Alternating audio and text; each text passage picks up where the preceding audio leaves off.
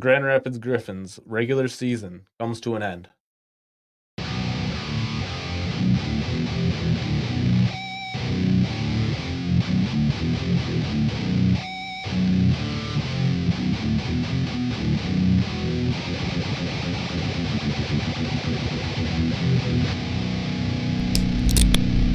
Welcome to the Griffins Pipeline Podcast. Welcome back to the Griffins Pipeline Podcast. We are brought to you by the Hockey Podcast Network, and we are sponsored by DraftKings. I'm one of your hosts, Connor. I'm the other host, Kyle. We are a show brought to you by the fans for the fans. We are not officially sponsored by the Grand Rapids Griffins or Detroit Red Wings. We bring this to you because we want to. It's fun for us to watch 72 games of Grand Rapids Griffins hockey and relay the information as we see it. Yeah, we are diehard Grand Rapids Griffins fans, and we watch a lot of the hockey, so we can dial you up some of the latest news on the Grand Rapids Griffins. So in this episode of the Griffins Pipeline Podcast, we're going to be getting into Elmer Soderblom returning, Chicago getting swept by the Rockford Ice Hogs, the Toledo Walleye moving on. Talk about the new guys a little bit. We're going to talk about some of our predictions versus realities from the beginning of the season. We're going to go over our player cards and player grades for this year with the goalies, the defense, and the forwards. And then we're going to go over some Griffins Pipeline Podcast awards and then a penalty box to end it. Yeah, we gave out some awards last season. It was a fun deal, so we're looking to do that again this season and keep it going. So we'll get into the Griffins news here first, as Elmer Soderblom returns for the Calder Cup playoff run for 25. Yeah, that's a huge key piece for the Griffins to get back. I mean, obviously he went up to the Detroit Red Wings and he's been dominating. He was playing some of the most valuable minutes up there. When we needed to get a goal to tie Montreal, they had Elmer Soderblom in there. Based on his zone entry alone, he will bring a lot to the Griffins because ever since he left, our zone entry has been a little rough. Having him and then having those two new first round picks, Michael Brandsegg-Nygard, Sandin-Pellika, Nate Danielson, he's going to bring a new dynamic to the Grand Rapids Griffins, and I'm excited to see our chances increased. Yeah, and especially after now that he has that NHL experience, just all those extra games now, he'll be tacking on and bringing that back with him to the AHL. So excited to see his return. And then we want to get into Chicago, as they have been eliminated from the Calder Cup finals by the Rockford Ice Hogs. Yep, you see the Ice Hogs sweep the Chicago Wolves. Drew Commesso playing extremely well, getting a shutout in one of the games. And bye-bye Chicago Wolves. And the Rockford Ice Hogs win the play-in round, and they'll be moving on to play the Milwaukee Admirals.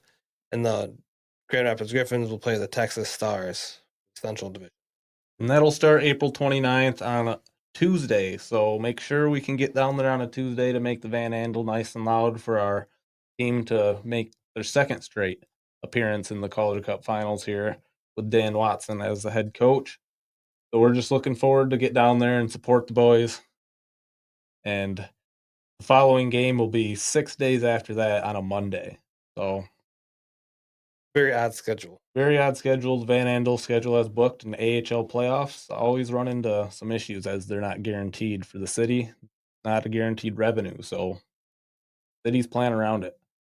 But if you are looking to catch the Griffins after they leave, they will be hosting the away games at Pepino's. They'll be hosting watch parties, so you can get down to Pepino's in downtown Grand Rapids and watch with the other fans that, maybe they don't have the Flow subscription, or they're not a pirate and willing to sail the seas for some streams.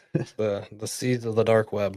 Right. So Pepino's will be hosting watch parties for those who want to watch down there. Yeah, and they have some really good deals on alcohol if you are 21 plus. They have some nice deals, beers and fireball shots when the Griffins score. So go check out Pino's if you got nothing going on the next weekend.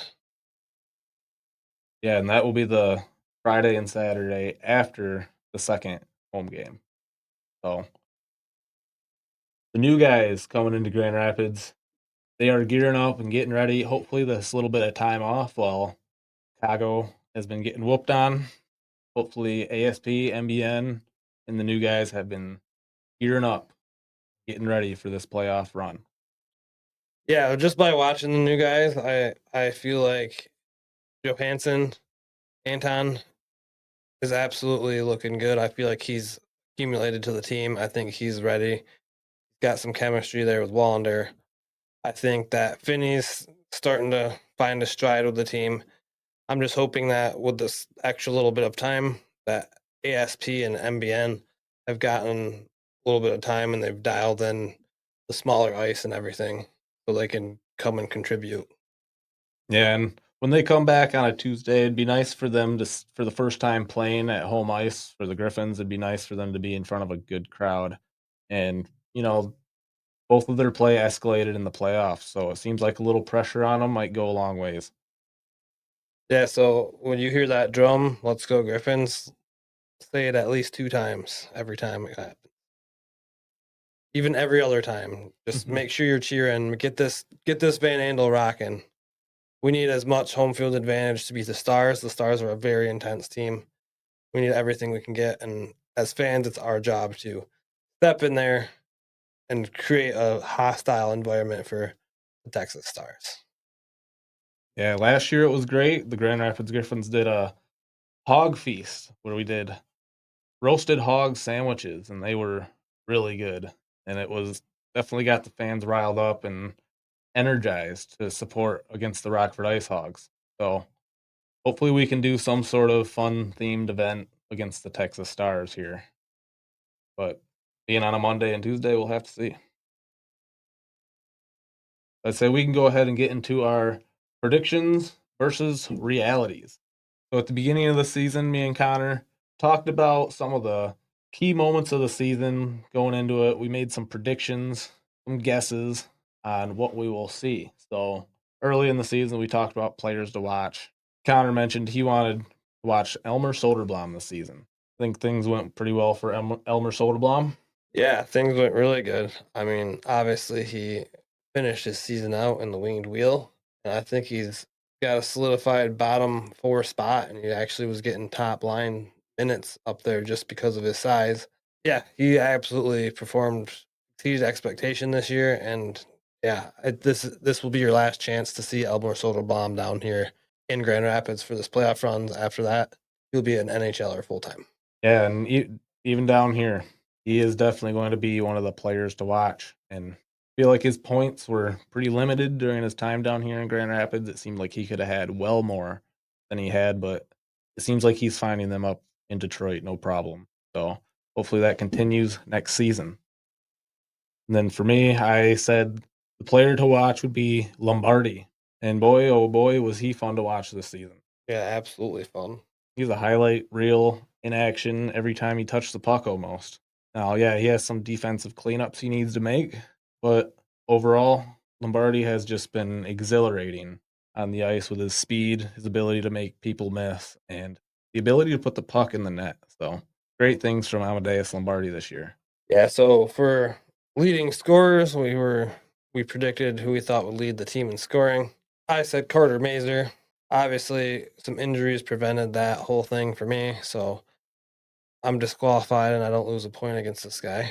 I picked Joe Schneively, so Joe Schneively ended up leading the team in points, 47. I believe I said he was going to replace the offensive production we have had from Jonathan Berggren, and he most certainly did that. He's a little bit older, but definitely provided that scoring edge that we needed to make it back into the playoffs here. Yeah, so that's a point against me, I guess. Who's keeping score in this one? No. So, standings overall. You said that the Griffins, considering everything went well with the defense and Costa played strong, that they would finish high and be around 9th. But if you said the defense fell off and Kosa didn't play strong, that we would be down to 17th, which 18 is pretty close. 18th is pretty close. I think you nailed it on the head with this one. So I think you get the point and take it on this one. And then I ended up picking 10th in the AHL, which I thought the Griffins had a fair chance at. They just had to win a couple more games. They weren't too far out. That pretty jam-packed down the middle, but yeah, the defense did fall off, and you ended up being right on this one with the 18th in the standings. I just didn't see anyone being able to replace Edvinson. I was right. I mean, we got some good guys down here, but not quite that. Yeah, and we had Lagesson at the start of the year, which contributed to us being hot early. Then as soon as he went, it was up to the younger prospects to hold the ship down. Going into the division, as me and you both predicted how the division would wind up, I went with Texas. You also went with Texas for your first pick. And it looks like we both had high expectations for the Rockford Ice Hogs this season. But I believe Chicago Blackhawks' poor season kind of ended that expectation for us. I thought Manitoba was going to be a little bit better of a team, but I believe a lot of the players I thought were going to be in Manitoba Moose ended up going up to the Winnipeg Jets, and the Winnipeg Jets had a very successful season, finishing number 1 in their conference. So me and you both predicted Milwaukee Admirals to fall down a little bit here after losing Askarov, the number 1 goalie. But it looks like Matthew Murray stepped up and contributed and was actually the number 1 goalie in the league this year. So we were both wrong on this one. Yeah, I didn't expect them to come back so strong, and they clearly got first place. So they're going to be a rough team to play if we can get past the Stars, which are also a very rough team to play. And Rockford's looking pretty tough themselves. Yeah, they definitely got some support from the Blackhawks as well. So yeah, it's kind of crazy because you look at it, the playoffs, the Red Wings are out, the Blackhawks are out. Like, our two teams got reinforcements. You think of the teams like Texas, their dudes are getting completely pulled. Yep. Best player moves up. In this case, your best player might just end up back on your team if you're Rockford or Grand Rapids. So, yeah, and then you predicted Chicago to kind of figure it out with Carolina here, too. So, looks like Chicago did kind of figure it out, moved into 4th by the end of the season. And, yeah, I predicted that to continue to be a struggle, and I put Chicago at the bottom. So, I'd say you got this one a little more right than I did. You had the bottom 2 closer, and Chicago and Milwaukee higher than I had them. So I'd say you win this one. Heck yeah. Then we will go ahead and go into ads before we go into every player on the Grand Rapids Griffins that deserves a player review for the season. So get into DraftKings. The NBA 82 game grind is done, and now the real fun begins. The NBA playoffs are here, and it's time for the high stakes drama, clutch moments, and jaw-dropping plays. I can't wait. If you're looking to make the playoffs even more exciting, DraftKings Sportsbook has you covered as an official sports betting partner of the NBA. Try placing a bet on your favorite player's performance. Will they drop 30 points, 40, or more? That's your call. Here's something special for first-timers. New DraftKings customers bet $5 to get $200 in bonus bets instantly. Make it a playoff run to remember with DraftKings. Download the DraftKings Sportsbook app and use code THPN. That's code THPN for new customers to get $200 in bonus bets when you bet just $5. Only on DraftKings. The crown is yours. Gambling problem? Call 1-800-GAMBLER. In New York, call 877-8-HOPE-NY or text HOPE-NY 467-369. In Connecticut, help is available for problem gambling. Call 888-789-7777 or visit ccpg.org. Please play responsibly. On behalf of Boot Hill Casino and Resort in Kansas, 21 and over. Age and eligibility varies by jurisdiction. Void in Ontario. Bonus bets expire 168 hours after issuance. For additional terms and responsible gaming resources, see dkng.co/ice. So we're now going to get into our player cards, our player reviews. We're going to rate our players for this season. We're going to start with our goalies. So starting with Sebastian Kosa, played 41 games for Grand Rapids, winning 21 of them. He has a .911 save percentage, a goals against average of 2.45, and 1 shootout along the way. And he has one game up in Detroit this year. He came in relief, and he got the win in a shootout. So Yeah, and good stuff here with Kosa developing. He had some ups and downs, more downs later in the season, but it looks like he's getting back on track right in time for the playoffs. yeah, he's definitely the best goalie on our team, and I'd say he probably comes back to Grand Rapids to start the year next year, and he's in the roto going up to Detroit as like a third goalie. Agreed. I'd give Kosa an A still on the season. I'm gonna give him a B. So Jack Campbell, he's got 14 games played. He's got 5 wins for Grand Rapids, a .893 save percentage, 2.91 goals against average. He did not get any shootouts, but he made one heck of a save the last game of the season. Yeah, he was a brick wall in that last game of the season. He looked really good. He was kind of like our third guy. He was supposed to be our guy for Costa this year, and then he went in the players' assistance program at the beginning of the year, and Ville Husso got sent down. Then the three of them were healthy. It just like the time playing kept messing up the whole rotation, dividing time between 3 dudes. So Husso went, Jack Campbell stepped in. He played really good for the most part. Pretty decent season after Ville Husso left. Both him and Kosa were having struggles there in the middle of the season, but I think they both have stepped it up and they're ready for the playoffs, and that's really what matters. And it'd be nice to have Jack Campbell another year even next year. Yeah, just to get him familiar with the organization now that he's been here for a year, kind of got used to things. And it's going to be interesting because he's playing his former Texas Stars in the playoffs. Jack Campbell was their goalie. So what do you rate him? I would have to give Jack Campbell a C+. I'm going to give him a B. Jan Bednar, 4 games for Grand Rapids this year. He's managed 1 win. He's got a .919 save percentage, goals against average of 2.12, 0 shootouts. Yeah, he's played really good in relief of Kosa one game. He's only got the 1 win, but he's looked really good. So for Toledo, he's played 37 games, got 23 wins, the .882 of 3.00, and 4 shutouts for Jan Bednar. Yeah, 4 shutouts looking pretty good down there in Toledo, as hopefully he can lead the way for the Toledo Walleye in the playoffs. I'm going to give him a B. Also. Yeah, I'm going to give him a B, just keeping the .9 and above here in Grand Rapids. That's really good for him. But yeah, I'd like to see him come away with some wins now next time he comes up and gets the chance. We'll talk about Carter Geilander now, as he has 3 games played for Grand Rapids, 2 wins. He has a save percentage of .8900 and a 3.49 goals against average. And in Toledo, he has 37 games played. He has 20 wins with a .907 save percentage and a goals against average of 2.61, 2 shootouts along the way. Yeah, and that's real impressive.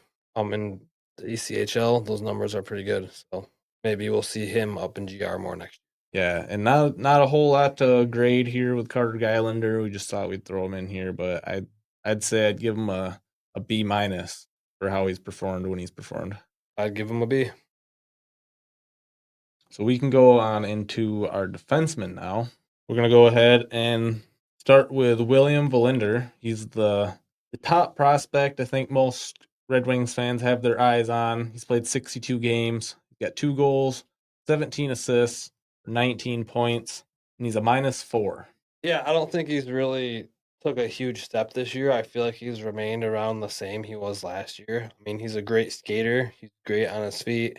He has some good offensive production, but I would like to see more of that if that's the kind of player he wants to be. He tends to chase the puck a little bit, but he's now with Anton Johansson, and that's really good combo. Anton stays back, but yeah, I'd give him a C+. Yeah, I think C+ is fair because he's been kind of outshined by other prospects such as Ante Tuomisto and Shai Boom, who've kind of just come up and continued their development, as Tuomisto's looked really good in the 67 games he's played. He's got 3 goals, 24 assists for 27 points, and he's a +2. In his second year for the Griffins, I think he's grown really well, and he's put a little bit more of a name out there for himself. Yeah, he's been playing a lot of top line time. He came in last year, started on the walleye due to injury, came up and really took over. I mean, he's had a great season. I'd give him a B plus. Yeah, I agree. I think he's stepped up and kind of surpassed Belinder as the top defenseman here. So I would say, yeah, B plus is deserved for Tuomisto, and I think he will start to get looks from the Red Wings maybe next season if it's needed. Yeah, he's getting up there in age because he was picked in 2019, the second pick after Mortis.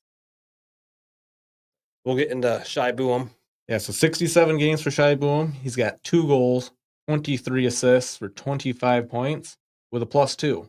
So on the positive side of things here for Shai Buum, really good to see as he's been just a young, excelling defenseman, and he's even got Tuomisto for a run as the top defenseman here.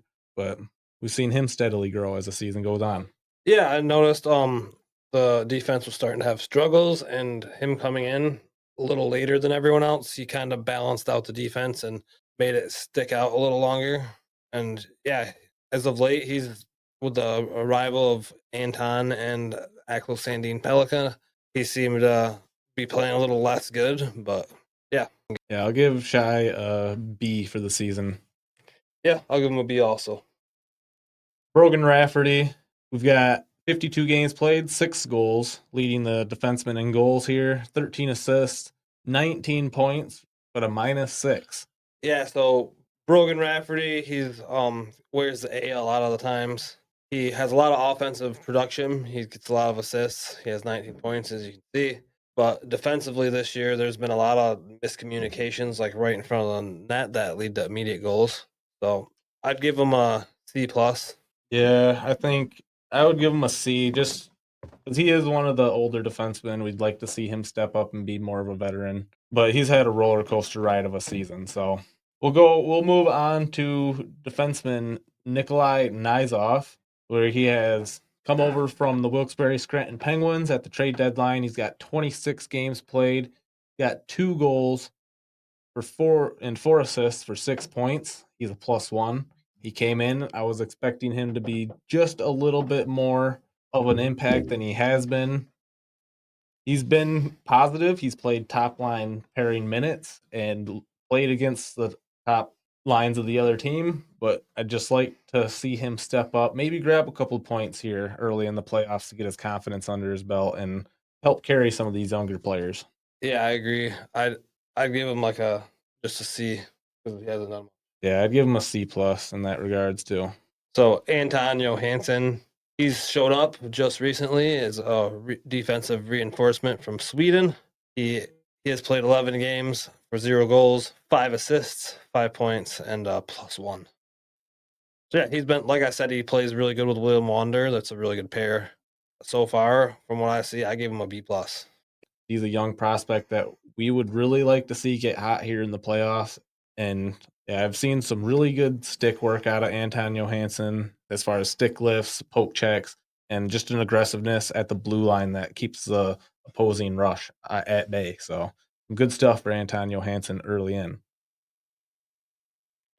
Yeah, so the captain, Josiah Didier, played 68 games this year for the Grand Rapids Griffins, only missing 4 games. He's got 2 goals, 6 assists, 8 points, and he has a +10. Very good. Really showed why he's a captain here in the AHL. Yeah, coming out in the second season here for the Griffins, definitely one of the most improved players on the team this year.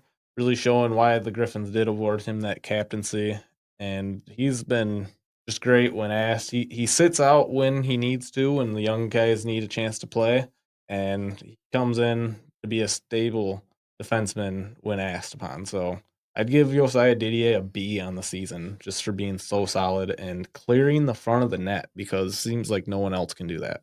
Yeah, I'll even give him a B+. Okay. So then we got Emil Viro. Got 52 games played, 1 goal, 4 assists for 5 points, and a -15. Been a rough season for Emil Viro. Yeah, I'd give him a C-, honestly. He was put in position to have top time with Wallander and Buum, as one of our younger prospects, and it's kind of turned out he's looking like the worst out of the bunch. He's supposed to be like an offensive guy, kind of like Wallander, but he really hasn't shown much offensively at all. Yeah, I think he's kind of fallen down to the seventh defenseman here, especially since Sandin-Pellika has been over. And yeah, just it would be nice if he could step up, but I think it's kind of getting to that time where he's just kind of getting passed on by the other prospects. So, and we just wanted to talk about William Lagesson too, but I think Vero, I think a D plus for me. But William Lagesson, 23 games, he was a really solid start of the season. Really helped us maintain the defense with the younger crew involved. But 3 goals, 6 assists for 9 points. But that plus 13 early in the year really helped us out. So yeah, he was great while we had him, but he went up and never came back. Yep, he went up to Detroit and he's enjoyed his time up there. Spent a lot of games on the bench, but has done what he's been asked when the time has called. So of course, we'd take him back if he were to clear waivers next season and end up on the Griffins again. Wouldn't bother us at all. He's a great player for us. Yeah, I'd rate him a B plus too. Gotcha. I would also give him a B plus for his time on the Griffins. Yeah, so now we can get into our forwards. So starting off with Dominic Shine, we're going to lead with these players that have touched the Red Wings base. And in 61 games for the Griffins, Shine has 14 goals, 32 assists for 46 points, and is a minus 13. And in Detroit, he has 9 games played for 1 assist, 1 point for minus 1. Yeah, and with all the time he missed compared to everyone else, he still led the team in assists and was second place by like a point under Joe Snively for leading the team in points. This was a career year for Dominic Shine.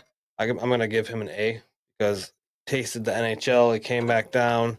He's always been a fan favorite down here. You can't complain about that guy. Yeah, and I got to mention him too. It was one of my favorite moments of the year, him getting called up to the Red Wings. I just was so happy for him and for his family, and I think he really deserves just all the mention that he got. And seems like the Red Wings fan base was just excited, surprised, and very welcoming to Shine. So glad to see it. What do you give him? I would give Shine an A.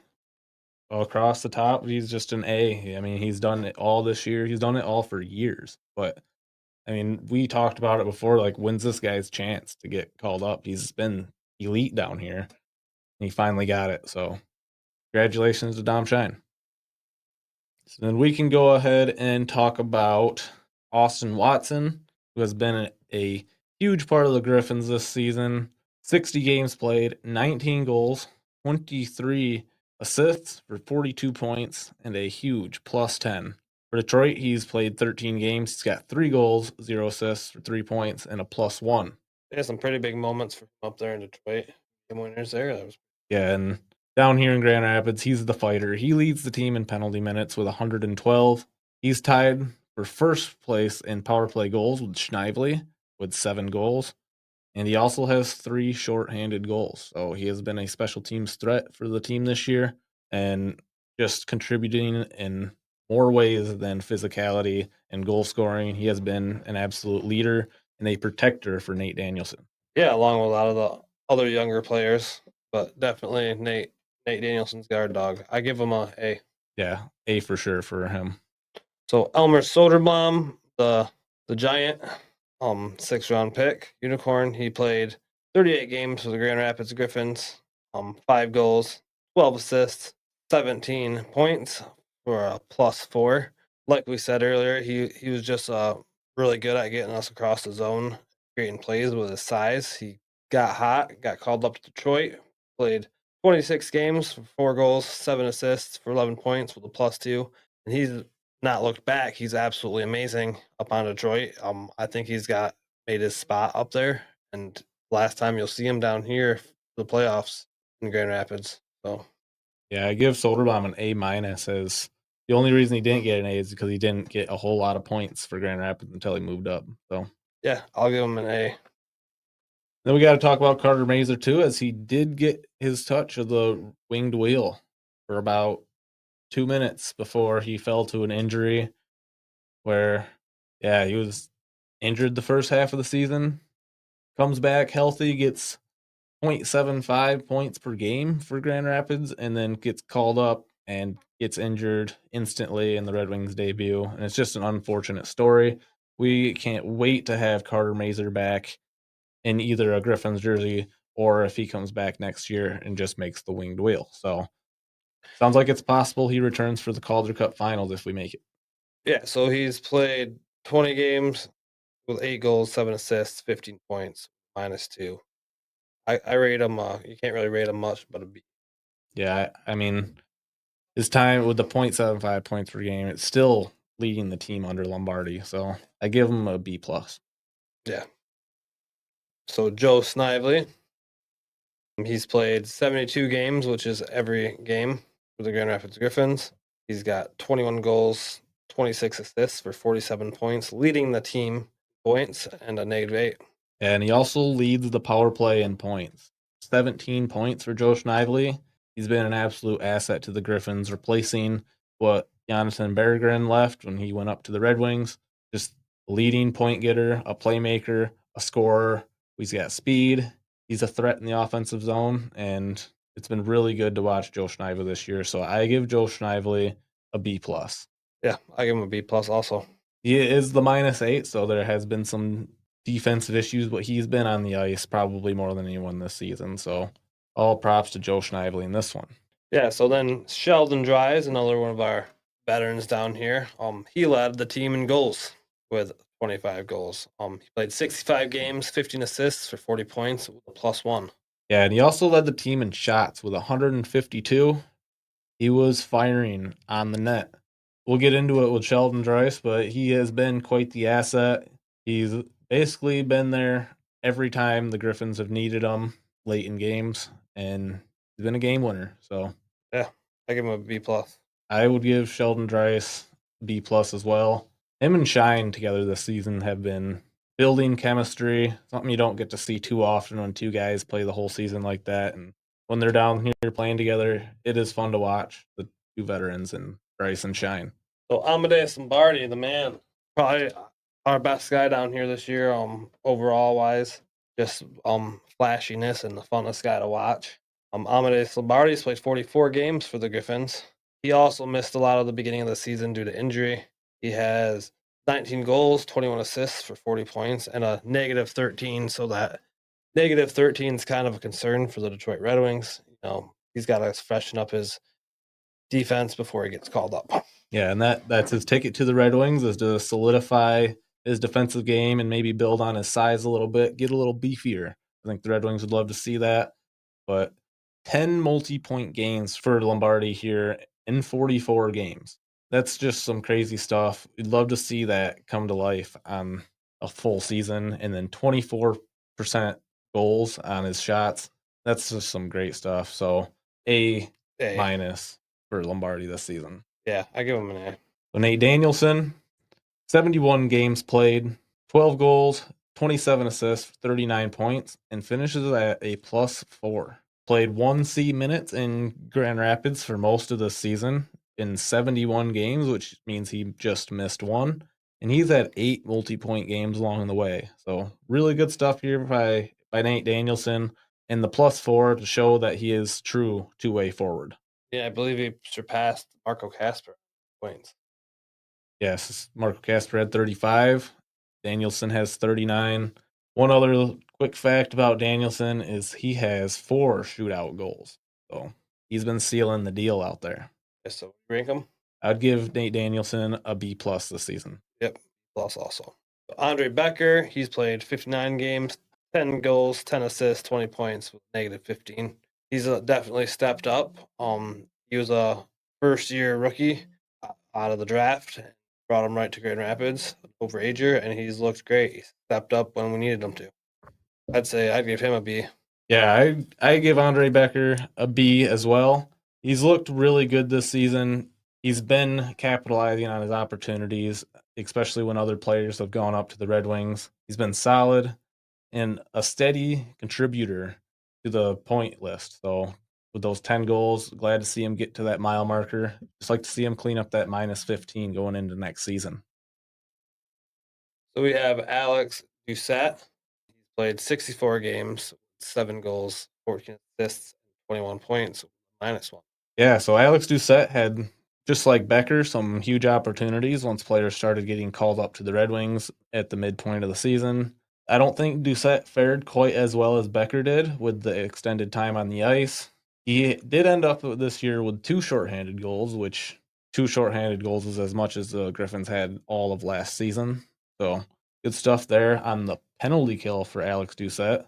I'll give him a B.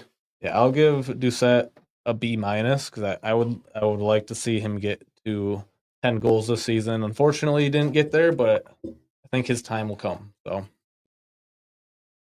Gabriel Seeger, he's played 59 games this season. He's got 10 goals, 7 assists for 17 points, and a big +5 at the end of that. Yeah, I think he's come in and he's got 10 goals in 59 games. That's really good. I mean, coming here on the Griffins, he is 25 years old. But great work by Gabriel Seeger. I got to give him a B. Yeah, I for sure getting a B here for me too. He's been a great in front of the net presence, something that we've lacked with Carter Mazer being out, and especially with like Shine and Watson being called up. Seeger really stepped in as more of the physical presence in front of the net, and he's just kind of been a reliable two-way forward all the way around. So been making good plays. He's great on the forecheck and big body too. 6'4". Like big body, creates some big hits too. So that 10 goals on 46 shots, so 21% score. Across Hanas, he had a late season-ending injury, crashed into the boards. Disappointing because that was a time for him to step up. He's played 58 games, 9 goals, 8 assists, 17 points, and a -2. Yeah, I was really hoping me and you both picked him for comeback player of the year, hopefully this year, and kind of had flashes where he did, but that injury kind of derailed it all for him. Yeah, and that one was just really unfortunate. There was moments where 71 was back, as Bob Kaiser kept saying, and he was fine in the net, getting that shot in, but faded away. So I give him a C+. I give him a C+ as well. Then Tim Gettinger, in 54 games played, he got 7 goals, 9 assists for 16 points, and was a -8. Had a really long drought here for 24 games where he went scoreless for February and April, and didn't get on the ice until December. So it was just kind of a really lackluster season for Gettinger. I'm sure he wanted a lot more as well. Yeah, he had that dry spell, and then he kind of picked it up near the end of the season. So I'm gonna give him a C. Yeah, I think a C, and hopefully he can get back. They gave him the alternate captain at one point, so that really kind of lit a fire under him. He scored some goals, so maybe that's the kind of motivation he needs to get back on the horse. Yeah. So Hunter Johannes played a little bit in Toledo this year, 2 games, 4 assists, 5 points with a +1. Most of his time was in Grand Rapids, where he played 51 games for 2 goals, 2 assists, 4 points, and a -8. He was kind of like he came in last year from North Dakota, near the end of the season, and he brought a really good physicality and an aggressive fighting style. And we didn't really see much of that this year. We can talk about Carson Banel, big 6'5" boy, who played 39 games down in Toledo. He's got 21 goals, 8 assists for 29 points. He returned to Toledo and got 2 goals in the playoffs in 2 games, but got 1 goal in 23 games. Griffins -3, but has just been a bowling ball. So I give him a C+. Yep, I also give him a C+. And we got to talk about Ryklowski. Been out of the lineup since late February due to injury. 38 games played. He's got 3 goals for 5 assists, 8 points. Been a -1. Be nice to see him return to the lineup next year. I don't know exactly the status of him, but I give him a B for the year. Yeah, I give him a C also. He was really hot in November. So now that we've covered the player reviews, we can go ahead and get into the Griffin Pipeline Award, where we are going to award each player deserving of each category that we chose. We did this last year. Kind of fun for us to pick out which players did the best, and we'll do that again, run it through with the same group of awards. So the Griffin's Pipeline Podcast Awards. We kind of did this last year, and we had fun doing it, so we're just going to do this again. We're going to have a bunch of awards that we're going to give out to certain players, and we have a Hall of Fame of them. So, best forward this year, we're going to go with Amadeus Lombardi. Yeah, Amadeus Lombardi has absolutely torn it up. He's been the funnest forward to watch with his moves, his speed, and the deking that he's laid on some of the opposing players. So, it's been really good to watch Amadeus Lombardi this year. So, congratulations to the best forward. So, for best D-man, we talked about it for a while. A couple of the contenders, we had DDA, Jai Boom even was there, but we went with Ante Chuamisto because I think he's the older one out of the group. But yeah, Chuamisto best D-man. So Sebastian Costa is going to win our best goalie. He's hands down the best goalie in the organization. Yeah, not a lot to talk about with this one. He's the guy. He's the goalie, and he played 41 games. No one else is doing that this year. So, way to go, Costa. Congratulations. So the Gritty Award, and I ain't talking about that stupid dance, and I ain't talking about the stupid Flyers mascot. This is like a strong man fighting grit style play. Austin Watson. Yeah, 112 minutes, and most of those are fighting majors. Yeah, so congratulations, Austin Watson for Gritty. Comeback Player of the Year. We originally kind of wanted Cross Hanas to be this guy, but it didn't turn out to be him, so we kind of gave it to Lombardi.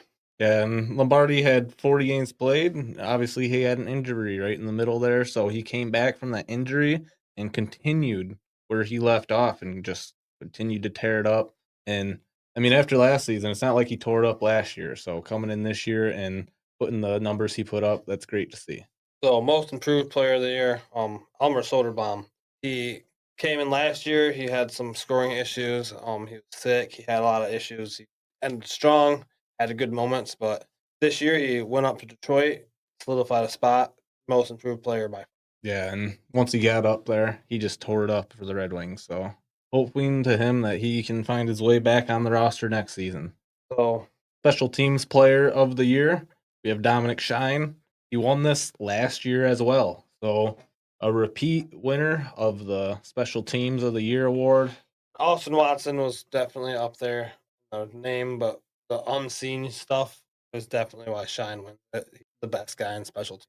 Yeah, like the key penalty kills that, you don't get awarded for. So Shine there with the big stuff. So we got Danielson with the most NHL ready, due to the part that he was a solid two-way player at both ends of the ice, finishing the season with a +4, even when the rest of the Griffins were in deep struggle, he maintained plus. So most reliable, Joe Snively, played 72 games, which is every game. Reliable in every other aspect on the ice. Solid veteran guy, leads the team in points. Yeah, it seemed like for a minute there he was like the only guy that could get the puck in the offensive zone for the entire second half of the season, so good job, Snively. So clutch player of the year, we got Sheldon Dries, 7 game-winning goals.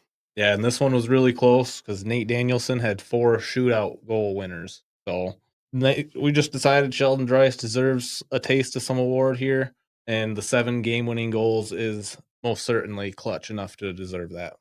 So we had a lot of talk, but the 2024-2020 season MVP is going to be Dominic Shine. The dude got the taste of NHL.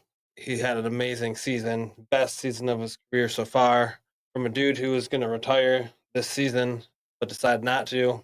Can't give it to anyone else. Yeah, most certainly deserved for Dominic Shine to be the MVP of the Grand Rapids Griffins. That leads us to the Hall of Fame leaderboard here. Last year, Jonathan Berggren put up 3 points, got 3 awards. So he slides in. He is still on top, tied with Dominic Shine now, who has got 2 this year, 1 last year. Sebastian Costa got 2 last year and 1 this year. So there's a 3-way tie at first. And Lombardi and Edvinsson are tied for 4th with 2 apiece. So we like to do that. It's just fun. We're going to continue to keep track of that and see which Griffins can stack up the most points in the Hall of Fame leaderboard. As the years go on, it'll be fun to see. Be cool to see 10 years.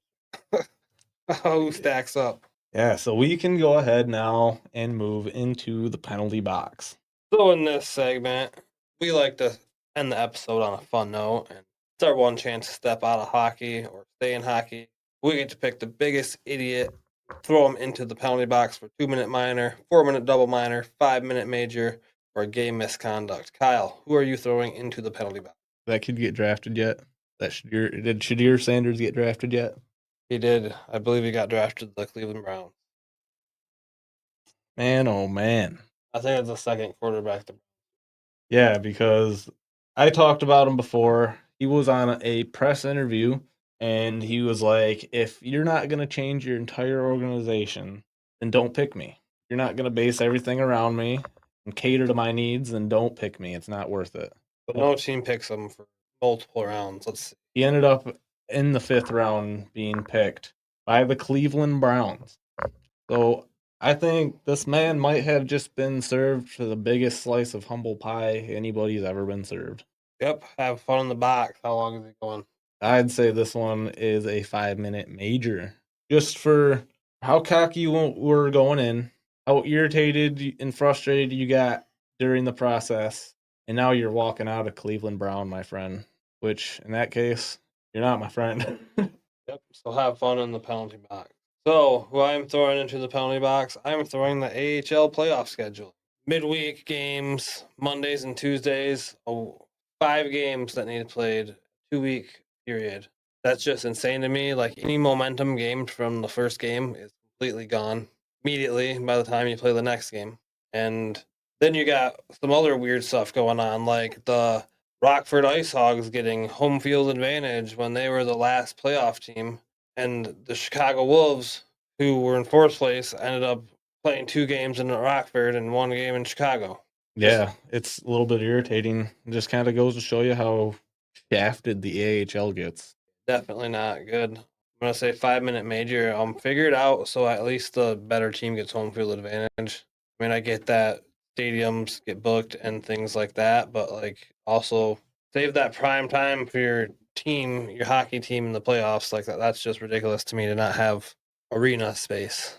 Yeah, and for the Grand Rapids Griffins, we most certainly are not getting home field advantage. No, on a Monday and a Tuesday. And then we travel to Texas on Friday and Saturday, where I'm sure they're going to be sold out. So it will be interesting, but yeah, a well-deserved penalty box trip for the AHL scheduling in the playoffs here. Yeah, so have fun in the box. How long was it? That was a 5-er. Yeah, so 5-minute majors get tossed around here today. So yeah, so that should wrap us up for this season review. Thank you everyone for listening. Come to the Van Andel Arena. Come support the Grand Rapids Griffins as they take the Texas Stars on Tuesday, April 29th. Yep, we need every one of you down there at the Griffins game, and we need every one of you being loud. You know, when Zane tells you to get into it, it's time to get into it. So hopefully we see you guys at the game, and hopefully we can make it a great appearance for Axel Sandin-Pellika and Michael Brandsegg-Nygard's first appearance for home game at the Van. Let's get some octopus out there again like last year. Let's get them kind of vibes going. Yeah, it was really fun. So let's do it again. Yeah, go Griffins. Go Griffins. Thank you for listening to the Griffins Pipeline podcast. If you enjoyed the show, give us a 5-star review. We are part of the Hockey Podcast Network. We are not partnered with the Grand Rapids Griffins, Detroit Red Wings, or Toledo Walleye. We are not experts. We are just die-hard fans looking to make a community with others alike.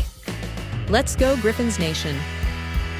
Join the fun, like, and follow us on Facebook and X, or call into the show and have your opinion heard 1-616-319-1175. Thank you. Grand Rapids Griffins, Toledo Walleye, and Detroit Red Wings. Players, coaches, websites, and social media. Thank you AHL.com, NHL.com, ETL.com, EliteProspects.com, and anyone else putting out information on the teams. Until next time, go Griffins. Go Red Wings, go Walleye.